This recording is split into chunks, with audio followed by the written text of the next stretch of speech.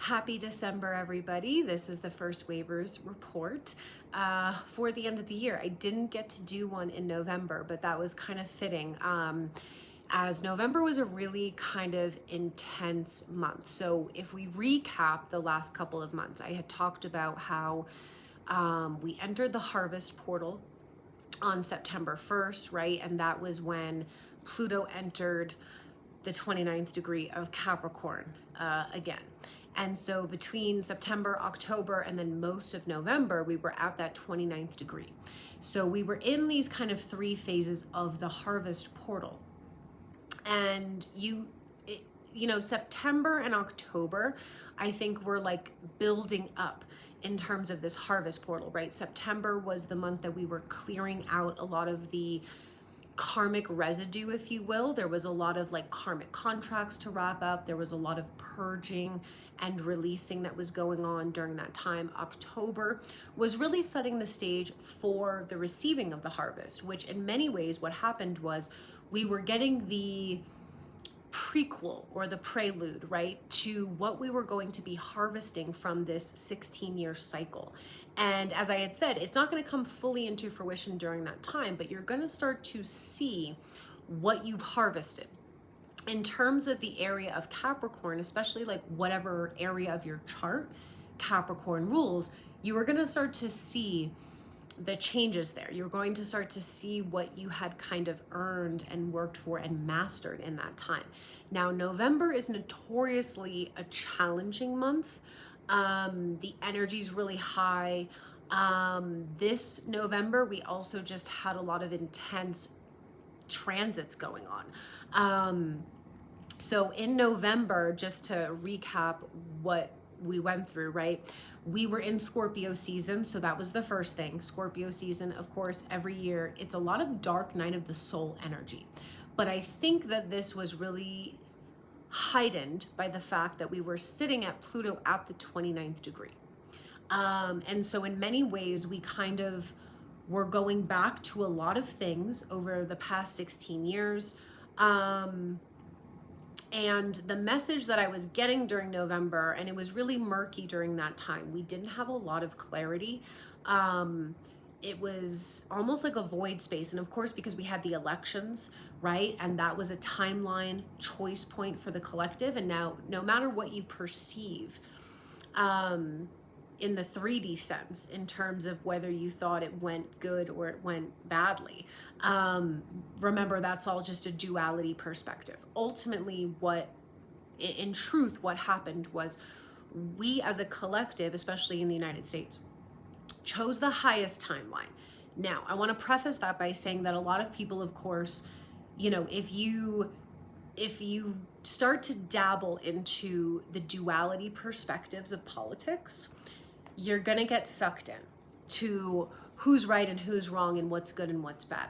When I say the highest timeline, what I mean is that is the highest timeline of the most evolution, the fastest transformation, and the most accelerated ascension events. So again, whether or not you like or dislike the person, it's not about the person, it's about the energy. And so no matter which way you cut it, we chose the faster timeline. We chose the timeline with more transformation.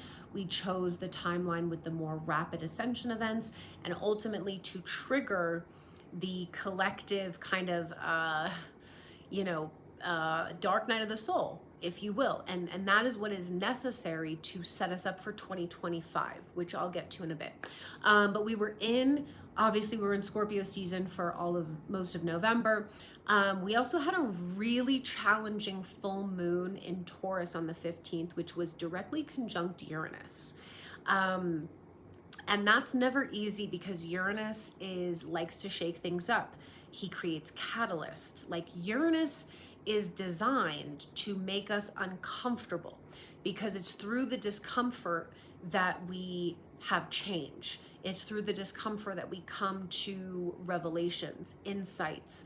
We break through, right? Uranus is kind of this planet of breaking down to break through. So, and Taurus ruling our physical reality, our bodies, the way we, interact with the 3D plane. It was a challenging full moon. We had Saturn moving direct on that same day in Pisces. And then just a few days later, Pluto entered Aquarius. And then, of course, in the last week of November, we had Mercury go retrograde. And so overall, it was really challenging. But this is what I'm going to say, because I was not getting a lot of information throughout November, which is a big reason why I didn't share anything. Because I'm not going to share if I don't have insight. And so November definitely felt like a dark night of the soul, individually and collectively. And for many of you, you'll say, well, I've been through many dark nights of the soul. The message that I finally got once I started to get some clarity at the end of the month was this was taking us to the core. And because I had been journaling a lot and getting a lot of messages about the core, right? And that can mean many things. So one vision that I got was that we were going to receive, we've all talked about the event, the solar flash, et cetera, right? Hope and I have talked a lot about this on our show. We both feel, and again, who knows if we're right or not, but we have both felt that there isn't just one event and there isn't just one solar flash, if you will, right? For many years, people thought, oh, we're going to get this solar flash and, poof, we're going to be in 5D. Like, we're just going to have this big beam of light. And I think that, maybe there was a timeline for that to occur, but that's not what's going to happen. Not in my awareness or perspective, just because we are all at varying levels of consciousness. And so in order for that amount of energy to be received and integrated, we all have to be on the same page. Now, that doesn't mean that couldn't happen in the future. It's very possible. But 2025, and I'm going to get to that at the end of this video, is setting us up for the transition to New Earth. So from my understanding, we have begun the transition. The transition began the day Pluto re-entered Aquarius officially.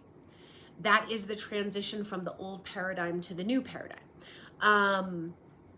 But that between 2025 and 2027, which is a really powerful and kind of profound year that we're leading up to, we will be in the transition, meaning the old system, the old paradigm, the old way is going to crumble at a faster and faster rate. And we will be in the same process of allowing the crumble as we will be building the new, so that when we reach 2027, we're kind of officially stabilized or anchored into the new paradigm. And that kind of sets us up for a whole nother world that we have no idea, what that's going to look like. But basically, we had a timeline choice of how that transition would go. Okay. Now, as many of you who have heard us share over the years, when Mom originally started her mission back in 2007, her vision was for a smooth transition, which meant that we would all collectively go through our awakening together, right? We would kind of awaken in waves still, but together. And that there would be this kind of slow and steady transition into what we would call the new earth or the new paradigm. That didn't happen, okay? And it's not bad or good, and it's not right or wrong. It just didn't happen, and it's not going to happen that way. Now, I feel we have secured ourselves in a timeline currently that will allow for a smoother transition than what we were on track for, which would have been more of, this is why a lot of channelers or a lot of just people in general who are starting to tune in and tap in, will have a lot of dreams about, the end of times or the apocalypse or things like that. I think that there was those two timeline options. We could very well have seen a transition that would have looked very apocalyptic, if you will. It would have been a very sudden transition. It would have been harsh. There would have been a lot of catalysts and a lot of events that we would have had to go through collectively. I feel we secured the golden timeline, which again is the highest timeline. And it's not to say that we're not going to go through challenges and we're not going to, have some intense energy, but that we are on the fastest and the smoother type of transition than we would have been, right? And so a lot of people also shared that they felt after the elections that there was a timeline merging. Now, there's a difference between, right, like a timeline shift or something like that. I heard a lot of people talking about how they felt this was a merging of sorts. It was different, right? And a lot of people were sharing things. I'll just give you some examples. These are both real life examples of people that I know, and also examples that I've heard on like social media and things, of people saying that they experienced waking up on a different timeline. For instance, from personal friends and people that I have spoken to have had experiences of like kind of silly things, but like, okay, my fridge hasn't been working for 2 weeks, right? And they've been trying to get a replacement, or they've been trying to get someone to come out and fix it. They've been having issues for a while with said thing. And then all of a sudden, one day, it just fixed itself. All of a sudden, it wasn't broken, right? There has been countless experiences of people sharing that. That is, and also the differences of time. There was like this whole thing going around on social media of people, and it's kind of funny, but it's true, right? Of everyone saying that they remember that Thanksgiving was always on the third Thursday of November, not the fourth. Now, personally, I too always remembered it being the third Thursday. Like off the top of my head, that was always the case, right? So these like mandala effects or like changes in the timeline are going to become more regular, because what I saw a vision of was when we chose the highest timeline, here is something that happened. So I want to also share the differences and experiences that I have heard feedback from. Some people are saying that they feel amazing. The last couple of weeks or whatever, that they feel amazing. I've had other people say they feel horrendous, emotionally, physically, mentally, whatever it may be. So here's what I want to say about that. My vision was that a lot of first waivers, so if this resonates with you, then that this is probably some of the work that you were doing. So some first waivers, or I should say people who were on the cusp of the first wave, when we solidified the golden timeline, right? When the collective chose the higher timeline, we did have a timeline merge. And what essentially that meant was we took the lowest timeline with the lowest consciousness, and we took the highest timeline with the highest consciousness, and they melded together into one timeline. Now, if you heard me talk months ago about this, I think I said it in October or maybe September, I can't remember, but I talked about the fact that we would have to unify into one timeline. That for many, many years, we've had multiple timelines running depending on your consciousness, depending on your frequency, right?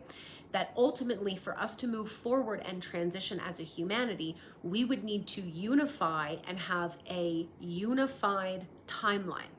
So I got that months ago.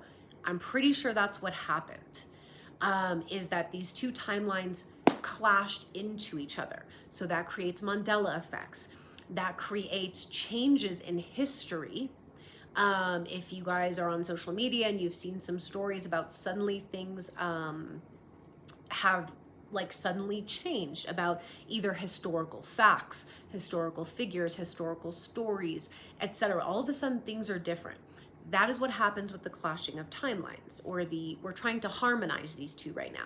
So what happened was, in the download that I got, is that first waivers who were on the cusp, meaning they were really they were doing their work to anchor in as first waivers, they held down the higher energy and the higher timeline. those who were, and again, there's no like better than, but just those who were a little bit more advanced in terms of the first waivers, those who had a little bit more experience and a little bit more advanced, took on the role of going to the lowest timeline and basically taking on the energy of that timeline and building it back up to merge with the higher. So if you've been doing the work for a long time and you were like, I was rocked the last few weeks, that is why. We all play different roles, and again, there's no like better than or good, higher than, but we took on different roles. A lot of you who are more advanced or who have a lot of experience in transformation, processing, energies, and things like that, we went down to the lower timeline, took it on to transform it back to help this merging take place. So essentially, if you felt like shit, that's why. And this is when I finally got the awareness, or I guess the clarity you could say, about this core thing. Because I had been having visions of I had a vision, and this was many, many weeks ago, where there was a strong pulse of light that was going to permeate the core of the earth.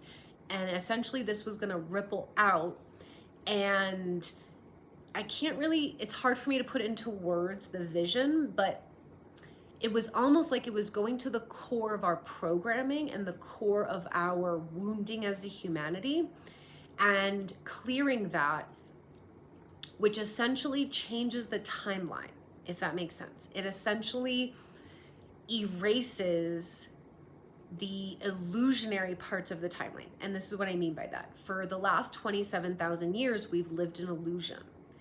And if we go back to the original point of illusion on this planet, Mom had always said this, the first fear that was implanted into humanity by the Anunnaki, etc., through the ego, the first fearful thought was that we were separate from source, that like we were alone, essentially, that we were not a part of source, we were not loved, we were not supported, we were not protected, we were essentially separate. That was the original fear. And so this last month, what I have felt was in some way, we went back to that original fear. And that can encompass a few things. It can be abandonment. It can be this fear of just not feeling connected, not feeling supported, not feeling loved. I think it's all kind of encapsulated into that original, that's the core. So then I started to get, okay, now I'm understanding the vision, right? So for many of us, if you had to go back to that core space or that core wound, that's why. We are finalizing this year of 2024. It's been a hell of a year, and preparing for 2025. And starting in January, we're going to have the North Node shift into Pisces, okay? Now, Pisces is the sign of oneness. It's the sign of connection. Basically, Pisces represents the fact that we're all connected energetically and spiritually, that we're all one, right? So I felt that in order to prepare for that North Node to enter Pisces, we have to eradicate the original fear, which is that we're separate, which is that we're not connected. So that's been a process that a lot of first waivers, if you resonate with that, have been going through. Now, moving into December, we have kind of a lot going on. We're finalizing this year. We are in the transition, and we're basically, there's going to be a lot of intense energy coming. Now, a few days ago, maybe 4 days ago or something, I had put a post out that, when I was looking at the solar weather, which I do every day, we had some solar flares. It wasn't anything like super crazy. But there was one day where we had some M-class flares earlier that day, but typically it takes, 2 days or 3 days for those flares to reach us if they're Earth facing to create any sort of solar storm or whatever.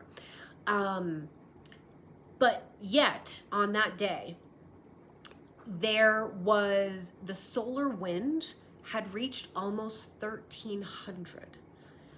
I personally, and I've been tracking solar weather for years, have never seen it that high. I've seen 800. I've seen maybe on the cusp of 900. 1,300, never. Not without a CME, not without a solar storm. The density also, which it tracks the density, which is how much, our magnetosphere is very thin right now. It's almost gone in the solar maximum. So the density, reading is very much of how much radiation we're receiving, from the sun. And it was off the charts. And I thought, this is so bizarre. And I did a post about it. And then yesterday, or the day after, if you guys know Hal Turner, Hope and I have shared him for many years. He's not a channeler. He is just he runs his own radio show, and he posts intel just about what's going on in the world. And on the 26th of November, he posted an article that said, mysterious cosmic rays blast Earth with record-breaking energy. And he said, scientists have detected cosmic rays with jaw-dropping energy, the highest ever recorded, striking Earth. He's talking about exactly what I saw the day before.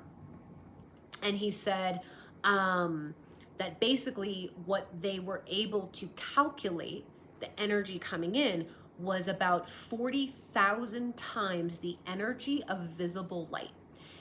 One scientist said the universe is sending us seriously high energy signals. We must watch for biological mutations to spike in the next year or so. These are evolutionary bursts that alter the DNA. That's very interesting. So the highest levels of these energies is sparking a biological mutation. And what he said was, we need to watch out for these mutations in the next year or so, which means that this is almost instantaneous. Now, for those of you who are in our seminars,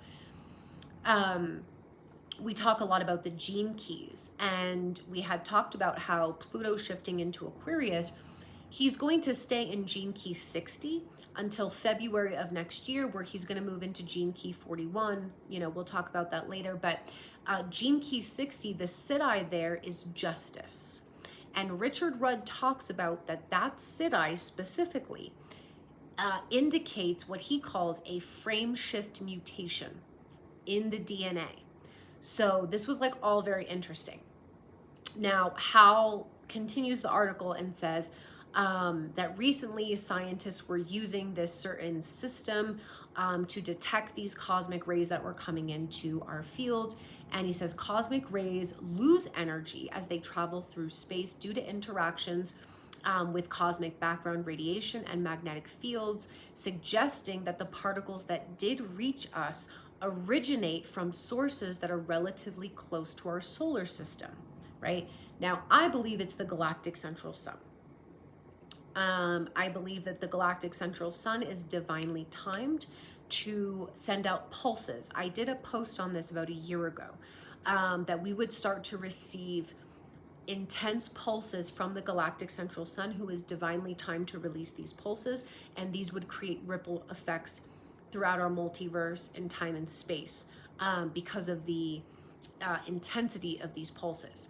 Now, he says these are the potential sources of the energy that came in. A supernova, pulsars, galactic nuclei, whatever that is. So basically they don't know what it is, right?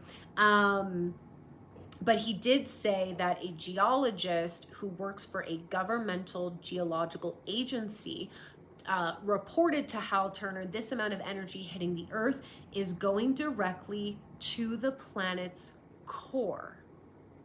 This will result in greatly increased numbers of earthquakes and things like that. So that caught my eye, because it was just a really big confirm of everything that we're talking about. It's getting to the core, because remember, Mother Earth herself is going through this ascension process. And so if it's permeating her core, it's permeating our core, which means we are getting to the root of what causes this entire thing in the first place. Now, I also talked about this a little bit in the last seminar. This was starting to bring back a lot of like memories for me of a book that I read that was a big part of my awakening journey, which is called Letters from 500.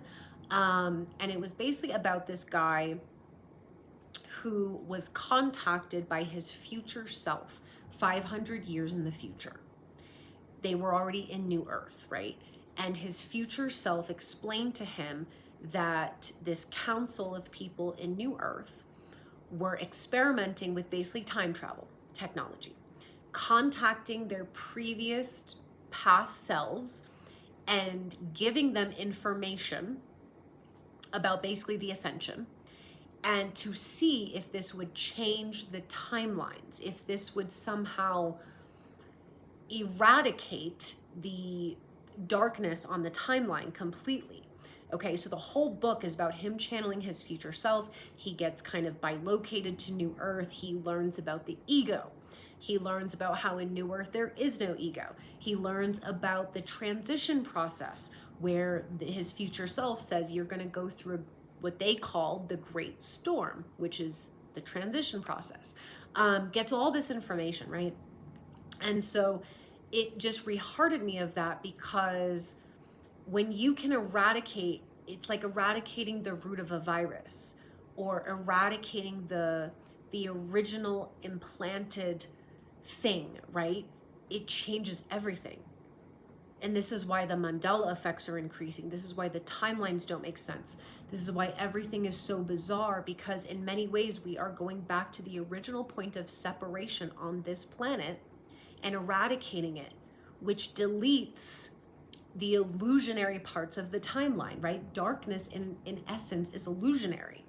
So we are kind of all time travelers doing this on a very advanced level, and it's just a very bizarre thing. But we have no idea. We don't think about it too much, let it go. But that's a lot of what I've been getting through. Now, I don't know what the end of the year is going to bring, but I know that the theme of December that I got through very strongly was that it was a cosmic celebration, that the galactics are very much celebrating what is going on, that we are on a fast track, that we have accomplished whatever we needed to accomplish. We have reached the apex, if you will, and that December is dedicated to a celebration. So we start off December 1st with the new moon in Sagittarius.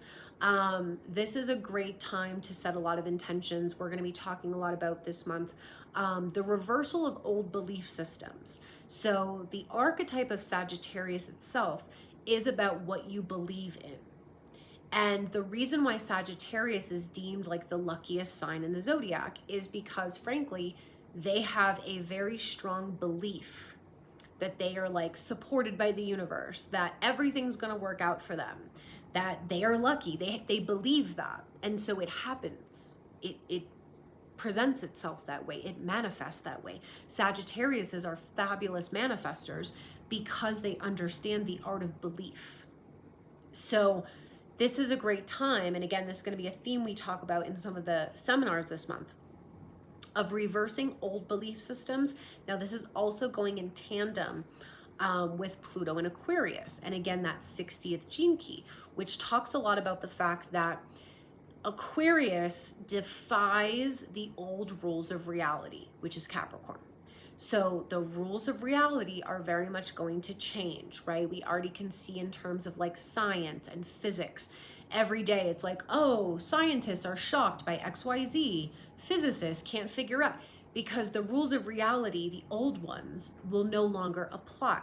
And so part of our job is to really be pioneers of the new way, the new rules of reality, the new paradigm, the new energy. And in many ways, we're going back to being students of this. And we have to throw out all of the old belief systems, because the old belief systems did help us navigate to a certain extent of that paradigm. But when they no longer apply, we have to learn the new rules of reality. And part of that is going to be becoming the student again. It's going to be about experimentation, trust, belief. It's going to be about learning or relearning the way things actually work in true reality, right? So this new moon in Sagittarius is a great time to kind of set intentions for just like dreaming really big and taking leaps of faith and just restructuring our belief systems to really be open to learning a new way, right? We do have Mars retrograde in Leo on December 6th. Now I'm staying really positive about this one. I think that it is going to be going retrograde right over the north node of the United States. So I think that's interesting. But in terms of us, I think that along with the rules of reality changing, I have been talking all year about the fact that the astrological archetypes are changing. The interpretation of planetary energy and archetypes are upgrading. All the kind of shadow or lower interpretations of the planets, the constellations, right, is changing. And we have officially done that this year. And so we need to also reframe the way that we are interpreting astrology, the way that we're looking at archetypes, the way that we're reading charts. It's all part of the evolution. I am choosing the perspective now that and I have for a while, but I think it's time that we collectively do this, is looking at retrogrades in a completely different light. I think we need to drop all the lower perspectives and we really need to focus on the new and higher archetypes happening here. So I think that the Mars retrograde in Leo is really a time to bring joy back to the self. We are responsible for cultivating our own joy. We are responsible for living a life and expressing the way that brings us joy, that honors our authenticity and our creativity, and not giving it away to others. So I think that the Mars retrograde, I think it's going to, a lot of astrologers are like, oh, this is horrible for the holidays. I think it's a good thing. Focus on your joy. Focus on what makes you happy. Focus on your creative expression. Focus on what's authentic to you and not focusing on everybody else, right? Not focusing on the overgiving or the externalization and really turning it within, right? We're also going to have Venus enter Aquarius the next day. So Venus will conjunct Pluto and be opposing Mars and Leo. Again, we could normally look at this and be like, oh, that's a shit show. I think Venus in Aquarius is a beautiful energy. Venus is the divine feminine. So this is about community, authenticity, going outside the box, just doing what feels interesting and, innovative to you. And of course, Aquarius is about community. It's about humanity. So in many ways, we're learning to love humanity as much as we love ourselves, and vice versa. Love ourselves as much as we love others. I think that this holiday season is going to really reflect this new paradigm energy, right? Where it's not about like, how many gifts can we give, making everybody else happy. It's really more about community. It's about being authentic, being with the people that you vibe with. It's about following your own joy and your own creative spark and making sure that there's that balance between self and others, right? We're going to have Neptune turning direct, which is great. When Neptune's direct, we are going to start to see a lot of the things we've been dreaming about and cultivating. And, Neptune is our inner spirituality. And when she moves direct, we start to see those dreams coming into fruition. We have the 12/12 portal. We're going to have a full moon in Gemini. On the same day, Mercury goes direct in Sagittarius. That's also on the 15th. We have the winter solstice. Now on Christmas Eve, we're going to have a Jupiter-Saturn square, which I think is really interesting too. Jupiter in Gemini and Saturn in Pisces. On the 29th, we're going to have Chiron move direct in Aries. So that's our wound that we've been working on. So I think that's a good sign that we're finally ready to move forward with this inner healing and ready to embody that Aries warrior energy, that self-confidence, that God with God self. And then on the 30th, we have a black moon, which means it's the second new moon in a month, and it's a black moon in Capricorn. First new moon in Capricorn that we will have without Pluto's influence. And it's a black moon, which means it's a powerful time of manifestation. I think we're regaining a relationship with Capricorn and its archetype post Pluto there. We're forming a new relationship with Capricorn. It's a great day for manifestation. It's a great day for intentions. It's a great day to just also get reacquainted with that part of your chart that Capricorn rules, which, you know, there's a lot of tenderness and rawness there, but Capricorn really is a master manifester. Like, don't sleep on Capricorn in terms of manifestation, because Capricorn understands the reality of how to make a dream into fruition. And that's coming right before New Year's Eve. So really just interesting astrology that we have for the month of December. But so there's a lot to cover this month. 2025, as I said, we have some of the rarest, most exciting transits that any of us will experience, not even just in this lifetime, but any lifetime. So it's really kind of an honor to to be an astrologer right now, to live through these, because in 2025 we have all outer planets changing signs. And me and Hope had talked about this on our show I think a week ago. The last time that there was Neptune, Uranus, and Pluto all changing signs in the same year was 1734. So it's been hundreds of years, right? Now, we not only have Pluto, who just moved into Aquarius, Uranus and Neptune changing signs. We also have Saturn changing signs. We also have Jupiter changing signs, although she does do that every year, so that's not, too out of the norm. But then we also have the North Node shifting signs, right, which happens every 18 months. So just the fact that it's all coinciding within the same year is a lot. And so basically every month next year, we have a massive collective shift happening. It's honestly just wild to look at and to witness, because I don't know how this is all going to play out, but I do know that I'm excited to also talk about the new perspective of these shifts and changes, the new archetypes, right? The new interpretations of this. So this is kind of one of the most exciting years I think we're ever going to have. It's a universal 9 year as well, which always means culmination, which always means the ending of a cycle and preparing for the beginning of the new. So in general, 2025 is it's a miracle. It's interesting. It's rare. It's once in a lifetime kind of thing. So this month, what we're going to focus on is we have our last light body maintenance seminar of the year on the 12/12 portal. So for all of you who have been joining us in the light body work, or if you're new to the light body work but you want to join as well, please do. So that's going to be on 12/12, and what we're going to be focusing on in that class is preparing for 2025. So as we have been saying since June, when we began the activations, the goal was for first wavers to be 100% stabilized in their light bodies by the end of December. So that's what the 12/12 seminar is going to be. We're going to finalize the stabilization, because many of us have been hovering between 98% and 99% within that stabilization. We've been talking about the new 5D lymphatic system specifically, and things like that, and like the brain upgrades.